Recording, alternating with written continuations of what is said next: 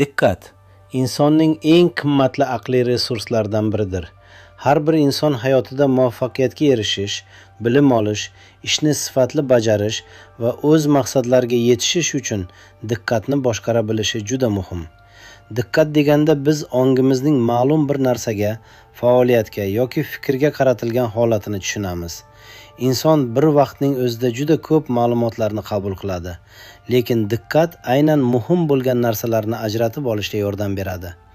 Diqqatning kuchi shundaki, u bizning fikrlashimizni tartibga soladi. Agar inson diqqatini bir joyga jamlay olsa, u murakkab vazifalarni ham tezroq va aniqroq bajaradi. Aksincha, diqqat tez chalg'iydigan bo'lsa, oddiy ish ham qiyin bo'lib tuyuladi. Shuning uchun ko'plab olimlar va psixologlar diqqatni rivojlantirishni shaxsiy rivojlanishning asosiy qismi deb hisoblashadi. Diqqatning bir necha turlari mavjud. Birinchi turi ixtiyorsiz diqqat.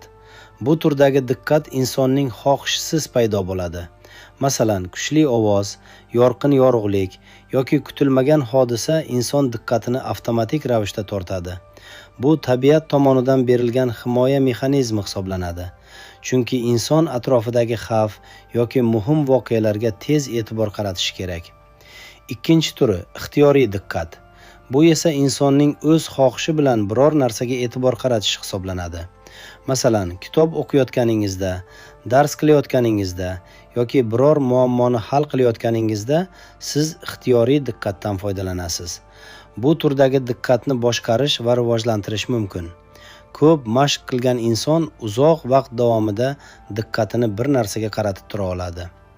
Yana bir muhim tushuncha diqqatning barqarorligi. Bu insonning qancha vaqt davomida chalg'imasdan ishlay olishini bildiradi. Zamonaviy dunyoda diqqatni saqlash tobora qiyinlashib bormoqda. Telefonlar, ijtimoiy tarmoqlar, tez-tez keladigan xabarlar va turli axborotlar inson ongini doimiy ravishda chalg'itadi. Natijada odamlar bir ishga chuqur kirib borishga qiynaladi. Diqqatni kuchaytirish uchun bir necha oddiy, lekin samarali usullar mavjud. Birinchi usul muhitni tartibga solish.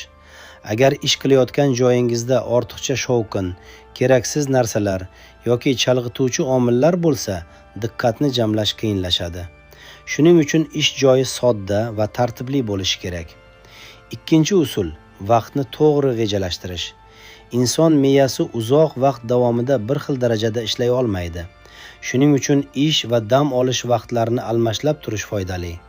Masalan, 25 dan 40 gacha daqiqa diqqat bilan ishlash va keyin qisqa tanaffus qilish usuli ko'p odamlar uchun samarali hisoblanadi. Uchinchi usul ongni mashq qildirish. Diqqat ham mushak kabi mashq bilan kuchayadi. Kitob o'qish, mantiqiy masalalar yechish, yozish, yangi bilim o'rganish kabi faoliyatlar diqqatni rivojlantiradi. Ayniqsa kitob o'qish diqqatni uzoq vaqt davomida bir fikrga qaratishga yordam beradi. To'rtinchi muhim omil sog'lom turmush tarzi. Yetarli uyqu, to'g'ri ovqatlanish va jismoniy faollik diqqatga bevosita ta'sir qiladi. Uyqu yetishmasa inson tez charchaydi va diqqatini jamlay olmaydi. Shuning uchun miya samarali ishlashi uchun organizm ham sog'lom bo'lishi kerak. Diqqat nafaqat o'qish yoki ishda, balki kundalik hayotda ham muhim rol o'ynaydi. Masalan, odamlar bilan suhbatlashayotganda diqqat bilan tinglash hurmat va tushunishni bildiradi. Agar inson suhbat davomida doim boshqa narsalarga chalg'isa, bu munosabatlarga salbiy ta'sir qilishi mumkin. Shuningdek, diqqat insonning o'z maqsadlariga erishishida ham muhim ahamiyatga ega.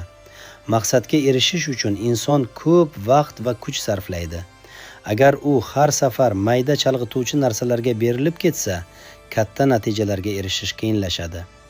Ammo diqqatini boshqara olgan inson muhim vazifalarga e'tibor qaratadi va asta-sekin katta natijalarga erishadi. Tarixda ko'plab buyuk olimlar, yozuvchilar va ixtirochilar kuchli diqqat tufayli muvaffaqiyatga erishgan.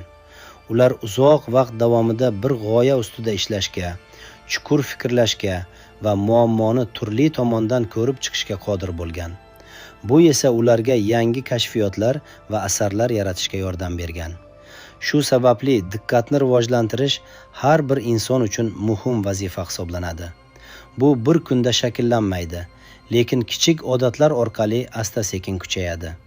Har kuni ma'lum vaqtni diqqat bilan o'qishga, o'rganishga yoki fikrlashga ajratish inson ongini mustahkamlaydi. Xulosa qilib aytganda, diqqat insonning eng muhim aqliy qobiliyatlaridan biridir. U bilim olishni osonlashtiradi, ish samaradorligini oshiradi va hayotda katta natijalarga erishishga yordam beradi. Agar inson diqqatini boshqarishni o'rgansa, u nafaqat ko'proq ish qiladi, balki qilgan ishlarini ham sifatli va mazmunli bajaradi. Shu sababli diqqatni asrash va rivojlantirish har bir insonning kundalik hayotidagi muhim odatga aylanishi kerak.